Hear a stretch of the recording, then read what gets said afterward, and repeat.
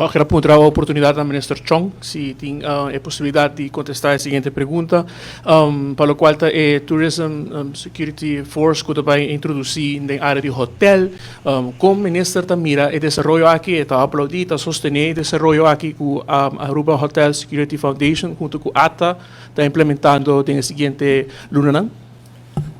Na minha área nova, me vai contestar a pergunta e me vai com você também.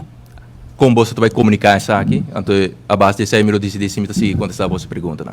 O projeto que agora anunciador de ATA tem caso aqui, me para atrás, é algo que já acaba nós a papel ribaje com a Hospitality and Security Foundation na outubro de ano passado.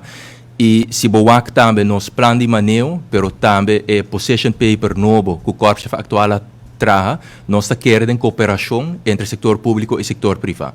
E essa aqui é exemplo de projeto, maneira que escuta a senhora Ronela Cruz mencionando que é o Feasibility Team, que na 2001 agora introduzido por o ministro Rudy Cruz, tempo é de feliz memória, que não quer revivar essa aqui. Que nós sostener o projeto aqui seguro que sim, obviamente tem diferentes aspectos que nós vai trazer, e esse aí lo suceder junto com Aruba Hospitality and Security Foundation, junto com o Corpo Policial e for de nosso Ministério também. E tinha a ver com não somente a parte financeira, mas tinha a ver também com a parte legislativa e for de nosso Ministério nós lo atender com esse aspecto aqui. Pero nós está querendo o projeto e me está look forward para que agora executar aqui mesmo. Naturalmente, essa aqui também é parte de lo qual está duna oficial aqui, lo que está a categoria de BOA, buiten opsporing ambtenaar. Sim, correto. Pero para nós por lograr essa aqui nós comunicar também na Hospitality and Security Foundation e ATA também essa aqui, lo mesmo tem certo cambio na lei, dus tem landsbesluit que está regulamentar essa aqui, dus essa aqui está passando com nós mesmo trário, pero 5 status é mesmo, dus é boa status, e lo está possível para não por operar, pero sem certa autoridade não.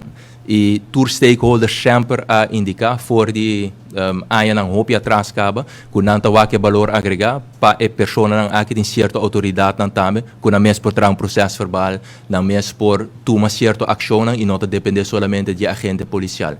Mi mes serviço assim que projeto aqui obviamente no momento que word executar elo tabau supervisão e autoridade do corpo policial de Aruba que não lo assisti e ajuda corpo policial para ter mais vigilância tem caso aqui tem área não que word indicar durante a conferência de imprensa de ayer.